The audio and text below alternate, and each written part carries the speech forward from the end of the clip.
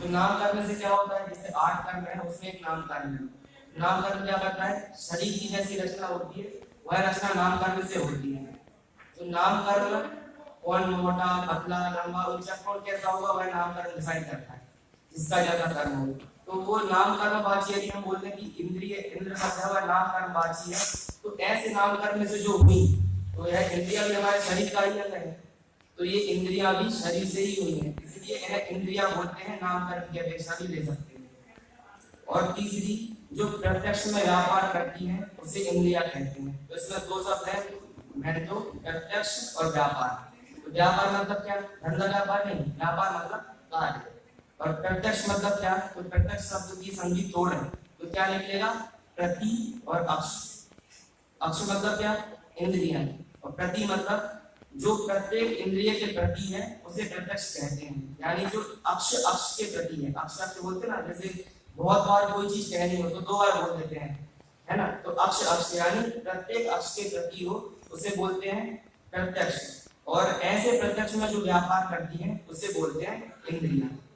अब यह तो इसकी परिभाषा हुई। फिर इंद्रियां 5 होती हैं, कौन कौन सी, स्पर्शन, रसना, घ्राण, चक्षु और कर्म।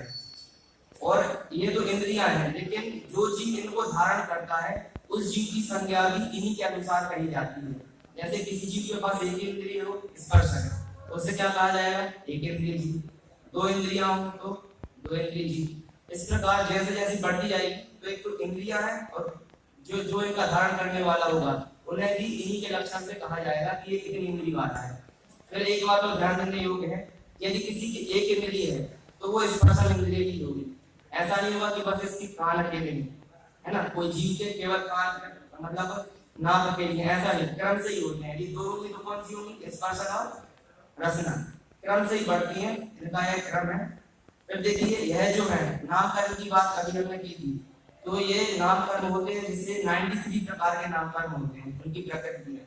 तो उसमें जो आंगोपांग नामकरण जो है बहुत 93 में आंगोपांग नामकरण और निर्माण, ये जो 2 नामकरण है इनसे इंद्रियां बनती हैं।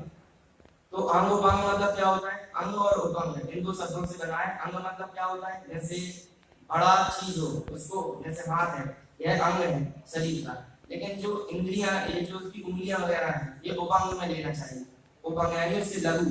तो अंगोपांग यह सब रचना जो होती है ये अंगोपांग नामकरण से निर्माण करने से होती है। फिर ये जो इंद्रियां हैं ये रूपी कोई विषय बनाता है। अब रूपी कोई क्यों विषय बनाता है, तो हम देखो रूपी मतलब कौन, रूपी एक ही द्रव्य है, कौन सा, पुद्गल, केवल पुद्गल द्रव्य है। और पुद्गल के गुण क्या बताए गए हैं, स्पर्श रस गंध वर्ण। तो इंद्रियों के नाम क्या है, स्पर्शन रसना घ्राण चक्षु कर्म। तो अब इंद्रियों के नाम भी मिलते जुलते हो रहे हैं, आप यहाँ पर ध्यान देंगे तो मतलब ये इसको ग्रहण करती है कि जो विषय होते हैं, जैसे स्पर्श इंद्रिय का विषय क्या है, 8 विषय है, जैसे हल्का भारी लूका चिकना कड़ा गरम ठंडा गर्म। फिर स्पर्श के बाद रसना इंद्रिय जो है उसके विषय है खट्टा मीठा कड़वा चरफरा कसाय। फिर घ्राण के सुगंध और दुर्गंध।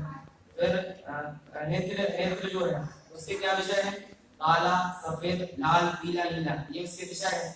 और अब यदि और देखा जाए तो इस प्रकार इनका टोटल करें तो 20 हुए। दूसरी अपेक्षा बात की जाए तो जो शब्द होते हैं उनको इसमें क्यों नहीं लिया, इसमें जैसे स्पर्श रस घ्राण चक्षु और कर्म ये 5 हुए, और स्पर्श रस गंध वर्ण ये 5 इसके पुद्गल के गुण हैं। तो फिर कर्ण के लिए क्या हुआ, कान के लिए कुछ है नहीं, समझ रहे आप। तो ये इसके लिए क्या होगा कि ये जो 4 बोले स्पर्श रस गंध वर्ण ये क्या है, द्रव्य गुण पर्याय, ये गुण है, किसके गुण है, पुद्गल द्रव्य के ये 4 गुण बताए। लेकिन जो स्वयं शब्द है वो शब्द क्या है, भाषा वर्णना रूप है। और वर्णना क्या होती है, द्रव्य गुण पर्याय। आप बताइए द्रव्य गुण पर्याय, देखिए वह गुण तो नहीं है, एक तो जो वर्णना है वो स्वयं पुद्गल है, तो एक तो वो द्रव्य हुए, और हर एक द्रव्य की कोई ना कोई पर्याय होती है। तो भाषा वर्णना जो है वो है तो स्वयं में द्रव्य, लेकिन ये स्पर्श गुण की पर्याय है। क्या बोला, गुण की पर्याय होती है। देखो गुण में द्रव्य होते हैं, मतलब गुण होते हैं वो द्रव्य में होते हैं, और फिर उन गुणों की पर्याय होती है। तो स्पर्श गुण की पर्याय कौन है, ये शब्द है। अब कैसे है, तो देखिए जब ये शब्द हमारे कान में अगर स्पर्श होते हैं, यहाँ पर जो यंत्र है अंदर, उसमें आकर जब ये शब्द स्पर्श होते हैं, टकराते हैं, तभी हमें शब्दों का ज्ञान होता है। जैसे देख सकते हैं कि एक व्यक्ति मेरे बाजू में बैठा और एक व्यक्ति बहुत दूर बैठा है, तो जो मैं धीरे से बोलूंगा वो शब्द मेरे जितनी वाइब्रेशन बोलते हैं ताल में वो जो लेयर्स होती हैं, तो वो क्या होता है कि जितनी स्पीड से मैं बोलूंगा और जहां तक वो पहुंचेंगे, जहां तक वो शब्द पहुंचेंगे, वो क्या है उधर ही जा रहा है वहां तक। तो जैसे वो प्राप्त वहां पर होगा तब उसको सुनाई देगा। मेरे बाजू में जो बैठा है उसको मैं धीरे बोलूंगा तो भी सुनाई देगा, लेकिन जो दूर बैठा है उसको सुनाई क्यों नहीं देगा? क्योंकि वहां तक मेरी जो भाषा वर्णाएं हैं वो पहुंच ही नहीं रही है। इसीलिए अब पहुंचने की बात आई तो एक बिल्कुल इंद्रियों की जब भी चर्चा चलती है तो प्राप्तकारी विषय ये हम बिल्कुल देखना पड़ता है कि कौन सी इंद्रियां प्राप्तकारी है और कौन सी इंद्रियां प्राप्तकारी नहीं है। तो प्राप्तकारी मतलब क्या है कि एक होती इंद्रियां और एक होता है इंद्रियों का विषय। तो जो इंद्रियां अपने विषयों को प्राप्त करके यानी बिल्कुल स्पर्श करके सन्निकर्ष जिसे बोले न्याय की भाषा में, उसको प्राप्तकारी बोलते हैं। जैसे न्याय दीपिका में हम सभी ने अध्ययन किया है कि सन्निकर्ष किसे कहा था? इंद्रिय और जो पदार्थ है उन दोनों के मतलब संबंध को क्या बोला? सन्निकर्ष बोला। तो वहां पर न्याय के लोग क्या मानते हैं? सन्निकर्ष को प्रत्यक्ष प्रमाण मानते हैं। सन्निकर्ष को प्रत्यक्ष प्रमाण मानने पर हमने उनका खंडन कैसे किया कि हमने बोला एक तो इंद्रियां अचेतन है सबसे पहली बात, और दूसरी बात जो स्पर्श इंद्रिय है, जो नेत्र यानी नेत्र है वह बिल्कुल हम देख सकते हैं। जैसे मैं इस ग्रंथ को देख रहा हूँ तो मैं इसको स्पर्श तो नहीं कर रहा हूँ, लेकिन फिर भी मुझे ज्ञान हो रहा है। तो चक्षु इंद्रिय कैसी है? अप्राप्तकारी है। तो उन्होंने बोला कि जैसे कोई भी पदार्थ है वह कैसा है? स्कंद रूप है, यानी बहुत सारे परमाणुओं से जुड़ के बना है। तो परमाणु हमें दिखता नहीं है लेकिन हम मानते हैं कि परमाणु नहीं मानते हैं सभी। तो क्यों मानते हैं? क्योंकि जब हम देख रहे हैं कि ये कोई पदार्थ बना है, ये कैसे बना है? परमाणु से ही बना है। अब जब हम परमाणुओं से बनी कोई चीज की सत्ता मान रहे हैं तो परमाणुओं की सत्ता तो मानते ही होंगे ना।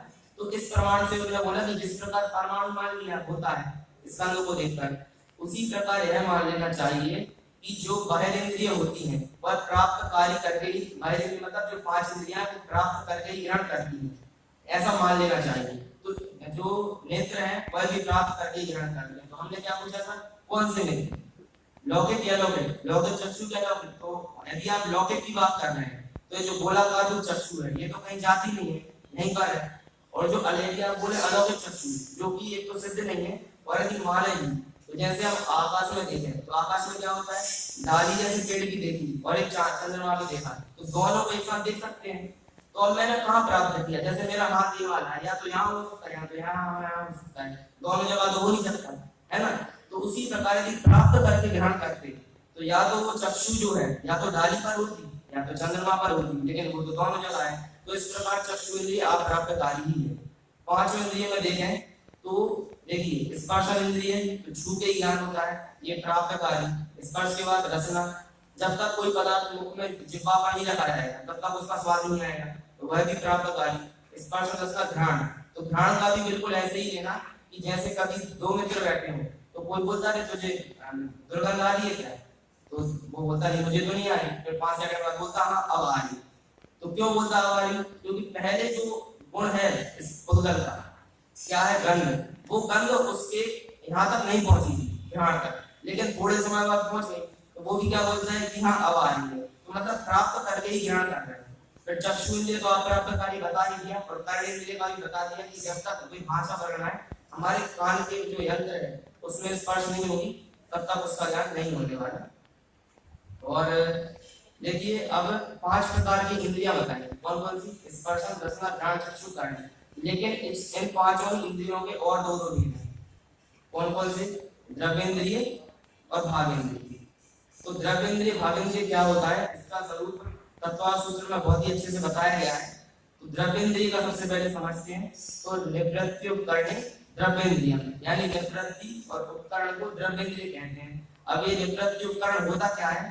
तो देखिए सबसे पहले तो इंद्रिय के दो द्रव्येंद्रिय भावेंद्रिय। तो द्रव्येंद्रिय में भी निवृत्ति और उपकरण, और निवृत्ति में भी 2 भेद, कौन से? अंतरंग और बहिरंग। अंतरंग और बहिरंग। तो यह जो गोलाकार चक्षु जो जैसे इंद्रियां हैं और चक्षु इंद्रिय का उदाहरण है, तो यह जो गोलाकार चक्षु है ये क्या है? बाह्य निवृत्ति है। और इसी आंख की जगह अंदर जो आत्म प्रदेश है इसी जगह का बिल्कुल वो क्या है? हमारे अंतरंग निवृत्ति। दो प्रकार की निवृत्ति, इसी जगह पर जो आत्म प्रदेश है वो अंतर निवृत्ति, और उसी जगह पर जो पूर्वल आकर इकट्ठे हुए हैं आत्म, ये क्या है हमारी बाह्य निवृत्ति। और उपकरण क्या है, तो उपकरण है जो निवृत्ति का उपकार करे उसे उपकरण कहते हैं। उपकरण, करण शब्द है, करता है कर्म को करण से, तो करण का मतलब ही क्या होता है, हेल्पर। जैसे राम गाड़ी से मंदिर गया, तो राम गया वो करता हुआ, मंदिर गया वह कर्म हुआ, लेकिन गाड़ी से गया तो हेल्पर है ना गाड़ी, करण। तो वैसे इसमें भी उपकरण आया, उप यानी सेकेंडरी।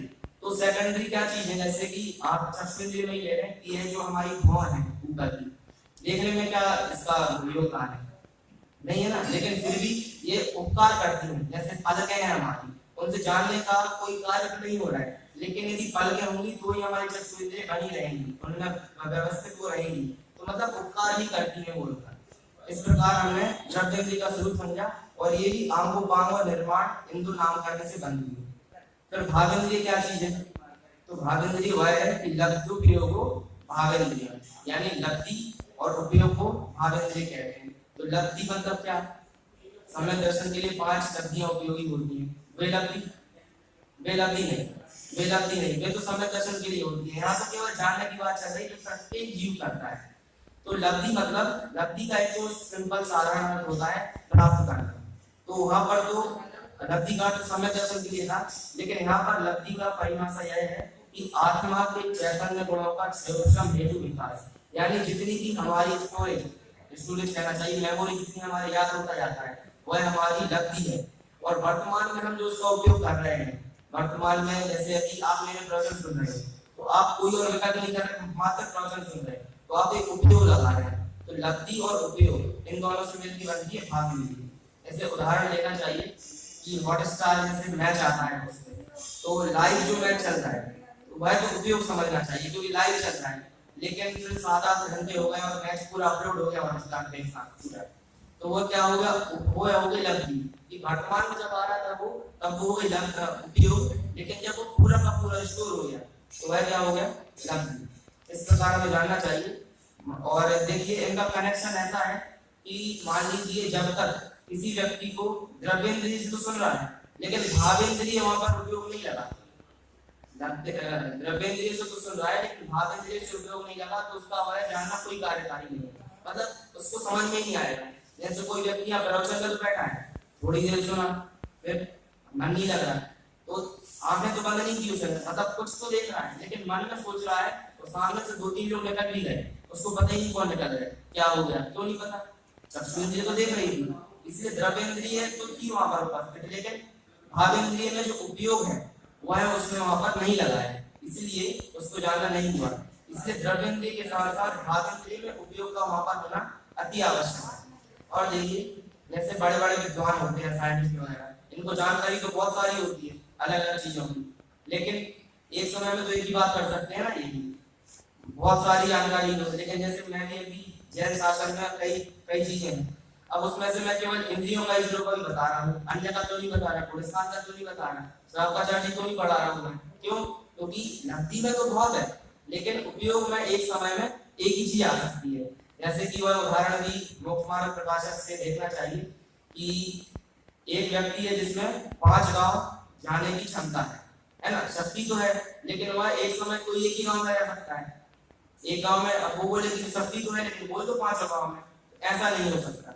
और दूसरी कि जो कौवे की आंख वाला उदाहरण दिया आता है, कौवे की आंख क्या आता है कि उसके जो गोलक खिड़की कहना चाहिए वो तो 2 होती है देखने की, लेकिन उसकी जो गोलाकार चक्षु है वह एक ही होती है, पुतली वह एक ही होती है, तो वह इतनी शीघ्र परिणाम करती है कि हमें लगता है कि 2 है ना। पंखे की जो ये भी है घूम रही है, तो ये भी समझ में नहीं आता, किसी में 4 भी होती, किसी में 3 भी होती, जब घूम रही तब तो नहीं बोल सकते हैं कि कितनी है, मतलब उपयोग इतना हमारा सीख रहे थे, समझ नहीं पा रहे क्या हो रहा है। ऐसे मूवी देख रहे हैं, मूवी देखते टाइम क्या होता है, या कोई वीडियोस देख रहे हैं, तो उसमें सुन भी रहे हैं और देख भी रहे हैं। अब सुनना कौन सी इंद्रिय का विषय है, कारण, और देखना चक्षु का, तो अब भाई मैं सुन भी रहा हूँ, देख भी रहा हूँ, यदि वीडियो बंद हो जाए तो शायद समझ में ना आ पाए, और ऑडियो बंद हो जाए तो भी शायद समझ में ना आ पाए, तो बोले हम तो दोनों काम एक साथ कर रहे हैं, वो हमारा उपयोग सर्वसम ज्ञान। तो हमें लगता है कि हम एक साथ दोनों काम कर रहे हैं, लेकिन जिस समय सुन रहे हैं उस समय देख नहीं रहे, जिस समय देख रहे हैं उस समय सुन नहीं रहे, इस प्रकार उपयोग बहुत परिणाम तीव्र होता है वह हम समझ नहीं पाते हैं। इस प्रकार लब्धि और उपयोग का स्वरूप समझना चाहिए। इस प्रकार भावेंद्रिय है और द्रव्येंद्रिय और भावेंद्रिय का स्वरूप इस प्रकार है। अब 5 इंद्रिय के अलावा एक और चीज है जो जानने में बहुत सहायक है। देखो आत्मा तो नहीं है, लेकिन यदि हम निमित्तों की बात करें तो कौन है? मन। एक मन 5 इंद्रिय की चर्चा हमने कर ली। मन को ईशत इंद्रिय भी कहा गया है। ईशत मतलब थोड़ा, जैसे कि कषाय होती है तो उसमें हम बोलते हैं ना 9 कषाय, 9 कषाय। तो 9 मतलब उतनी तीव्र, मतलब इसका उतना मुख्य नहीं है। उसी प्रकार यह जो मन है इसको इंद्रियों में दिया पर उतना मुख्य नहीं है, तो इसलिए इसको ईशत इंद्रिय कहा गया है। फिर एक और शब्द से बोलते हैं अनिंद्रिय। अनिंद्रिय हम न्याय की भाषा में प्रयोग करते हैं कि अनिंद्रिय नया शब्द भी हो सकता है, क्योंकि अतीन्द्रिय तो समझ में आता है कि जो इंद्रियों से रहित हो, इंद्रियों के पार हो वह अतीन्द्रिय, और जो इंद्रियों से सहित हो वह इंद्रिय। लेकिन अनिंद्रिय मतलब जिसमें मन की सापेक्षता से बात की जाए। फिर देखिए जो 5 इंद्रियां हैं वो किसको विषय करती है? केवल मूर्त पदार्थ को। लेकिन जो मन है वह मूर्त और अमूर्त दोनों पदार्थों को विषय करता है। तो कैसे विषय करता है? तो अभी हमने शुरुआत में ही 3 परिभाषा देखी थी इंद्रियों की। चौथी एक मतलब बेसिक है, बाल बोध में भी हम सही पढ़ के आए हैं क्या? जो शरीर के चिन्ह आत्मा का ज्ञान कराने में सहायक हो उन्हें इंद्रियां कहते हैं। तो इसमें देखिए टुकड़े करके हम इस पर विचार करें। एक बार विचार करने योग्य है। तो जो शरीर के चिन्ह है, अब शरीर के चिन्ह कहने में तो कोई दिक्कत नहीं आएगी। क्यों? क्योंकि शरीर दिख रहा है और उसमें चिन्ह मतलब उसमें जो चीजें पाई जाए, तो चिन्ह भी इंद्रियां पाई जाती हैं। तो शरीर के चिन्ह तो है, तो जो शरीर के चिन्ह आत्मा का ज्ञान कराने में सहायक है, तो सहायक तो है, इसमें भी कोई दिक्कत नहीं है। लेकिन आत्मा का ज्ञान, तो यहाँ पर थोड़ा विचार करना योग्य है। अब आत्मा का ज्ञान क्या इंद्रियों से होता है? आदि बताइए।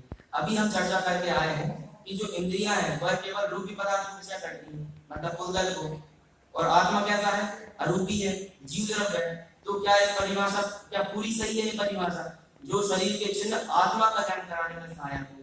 तो आत्मा का ये जो का शब्द लगा है, इसका मतलब क्या हुआ कि आत्मा ज्ञेय बन रहा है। मतलब आत्मा मतलब क्या कहना चाहिए? आत्मा का ज्ञान कराने में सहायक है। लेकिन जो शरीर के चिन्ह आत्मा का ज्ञान कराने में सहायक है, तो आत्मा का ज्ञान नहीं कराते, आत्मा को ज्ञान कराने में सहायक है। क्या कहा? आत्मा को ज्ञान मतलब मेरी जैसे आत्मा है तो उसमें जो हेल्प करे, मेरी हेल्प करे, तो आत्मा को ज्ञान कराने में सहायक है। और यदि मैं बोलूं आत्मा का ज्ञान कराने में सहायक है, तो का मतलब कि आत्मा एक ये है। जैसे मैं स्कैन को जानूं तो मैं क्या कर रहा हूँ? इस स्कैन का ज्ञान कर रहा हूँ, तो ये मेरे ज्ञान का विषय हुआ। यदि हम वहां का शब्द यूज करेंगे तो क्या हो जाएगा? वो आत्मा का ज्ञान यानी आत्मा को जान रहे हैं। लेकिन यदि वो शब्द प्रयोग करेंगे तो उसका अर्थ ये निकलेगा कि जो इंद्रियां हैं वह आत्मा को मतलब आत्मा की हेल्प कर रही है, तो आत्मा को हेल्प करना है इस प्रकार से। तो फिर भाई ये परिभाषा कैसी चाहिए? तो परिभाषा तो इतनी बोलनी चाहिए, या तो बोलिए जो शरीर के चिन्ह आत्मा को ज्ञान कराने में सहायक हो, या तो दोनों शब्द लगा कर दीजिए कि जो शरीर के चिन्ह ज्ञान कराने में सहायक हो। तो ज्ञान तो किसको होता है? आत्मा को ही होता है। तो सीधी बात है उसका गौण हो गया। मतलब यदि इस शब्द को नहीं बोले तो भी कोई परेशानी नहीं है। तो फिर भी यदि देखना चाहिए तो आत्मा का ज्ञान कौन करा सकता है ना? एक बार विचार करना चाहिए। तो यह जो मन है, जैसे कोई ध्यान करने बैठा, अब आत्मा का ध्यान से क्या तात्पर्य है? कि कोई व्यक्ति आत्मा में लीन हुआ, कुछ समय के लिए ध्यान अवस्था में बैठा, तो अब उसने आंखें बंद कर ली, ठीक है। अब इस पर ध्यान के लिए उसको कुछ स्पर्श तो करना नहीं है, छूना कुछ है नहीं, फिर रसना से उसको कुछ चखना भी नहीं है, घ्राण से उसको कुछ सूंघना भी नहीं है ना? मतलब लीन होने के लिए। फिर चक्षु तो उसने बंदी करके रखी है और कर्ण में भी उसको कुछ सुनना नहीं है। तो फिर वह क्या कर रहा है? क्या उसका जानना बंद हो गया? नहीं हुआ। क्यों? वह मन से विचार तो कर रहा है ना। तो अभी तो केवल उसने प्रारंभ, जैसे ऐसा तो नहीं होता कोई बैठा और सीधा आत्मा में पहुंच गया, इतने तत्काल किसी का नहीं होता। मतलब थोड़ा समय बैठना पड़ता है, उसके बाद विकल्प बात जो क्रिया होती है वह निर्विकल्प रूप हो जाती है कुछ समय बाद। तो मन जो उसमें निमित्त होता है वह आत्मा के जानने में निमित्त है।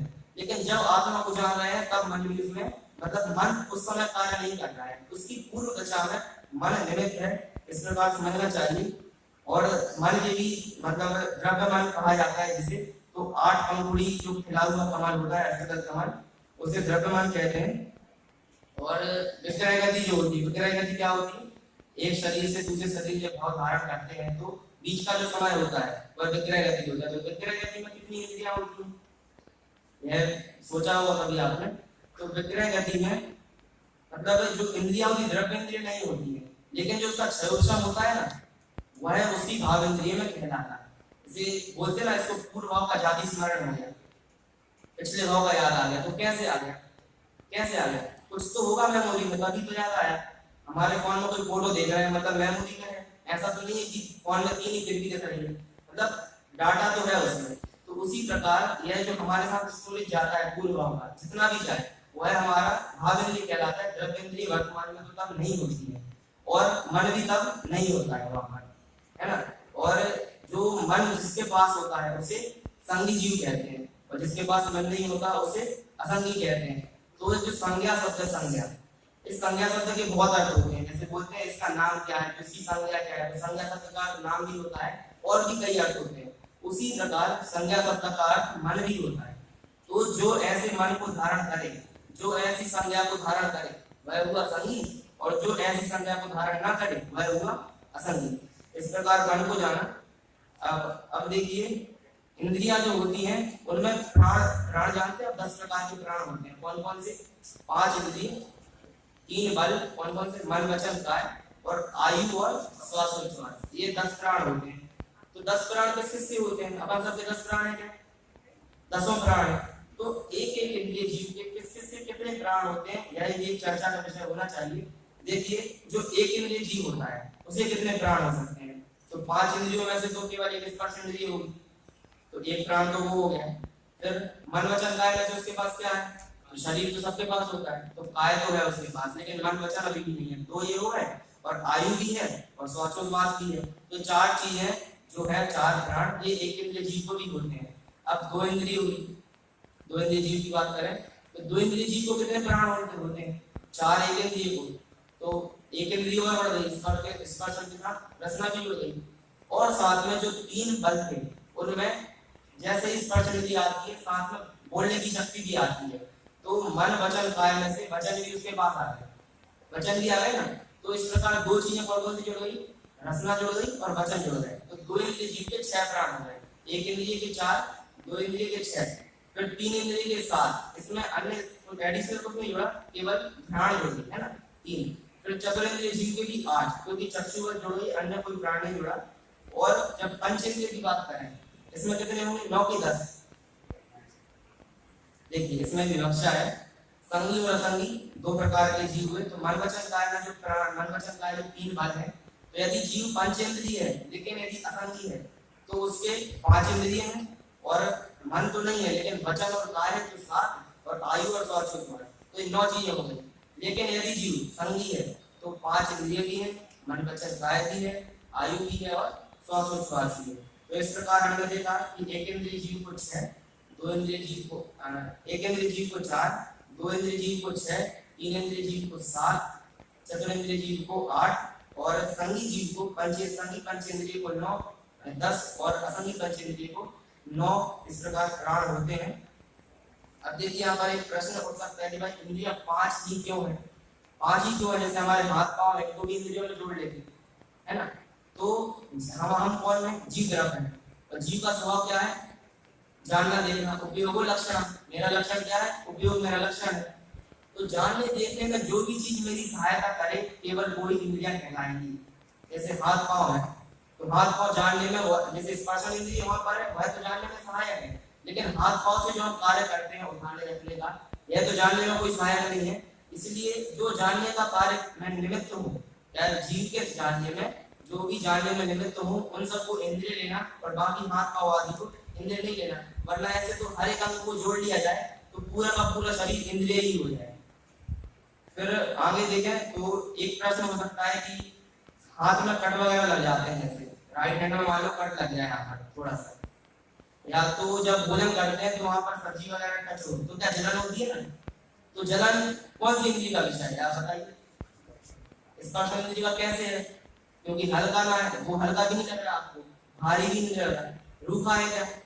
चिकना भी नहीं है, ठंडा भी नहीं है, गर्म भी नहीं है, मतलब 8 के 8 विषय लगा है तो भी वॉइस में नहीं लग रहा है ना, एक बात। और दूसरी बात, तो फिर स्पर्श इंद्रिय का विषय नहीं हुआ। मान लीजिए स्पर्श रसना का विषय नहीं है, मीठा खट्टा इनका भी विषय नहीं है, गंध का विषय की नहीं है, चक्षुन्द्रिय का विषय की नहीं है, कर्ण का, कहाँ गए थे, मतलब जाना कैसे मैंने उसको। तो कहा भाई जैसे कोई भी कलर है, अब 5 ही कलर गिनाए, काला सफेद, हरा, काला सफेद, नीला पीला और लाल, और कलर नहीं है क्या, ऑरेंज आपकी जैसे टेबल है, ये कलर नहीं है क्या, ये कलर तो है। तब तो वहां पर किसी ने प्रश्न नहीं किया, वहां पर तो आपने प्रश्न नहीं किया, वहां तो सीधा सीधा क्या लगा लिया कि मिक्स होके बन जाता है। क्यों, क्योंकि फर्स्ट सेकंड में सिखा दिया गया था कि भाई कलर का मिक्सिंग चलता है, तो वहां से नया कलर बना सकते हैं।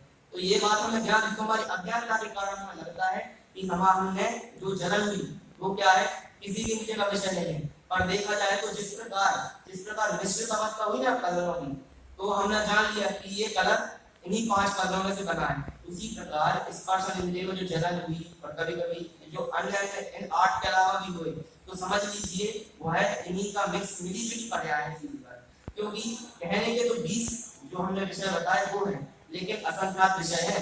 क्योंकि मान लो लाल है, जैसे काला भी ले लीजिए, तो काला जैसे विषय है, ठीक है, मिक्स नहीं करना है काला, तो भी काला एक ही प्रकार का होता है क्या, जो कालापन इस पेन का है उससे डाल ये माई है कि नहीं।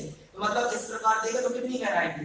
मीठा भी है तो रसगुल्ला की मीठा बन अलग है, पेड़ा का अलग है। इस प्रकार देखें तो असंख्यात विषय है। उसी प्रकार हल्का भारी आदि बोला, उसमें यह भी ग्रहण कर लेना चाहिए। देखिए इस प्रकार तो हमने कर्णानियों की अपेक्षा से, कर्णानियों की मुख्यता से इंद्रियों को समझा, पर अंत में थोड़ा अध्यात्म की ओर जाते हैं।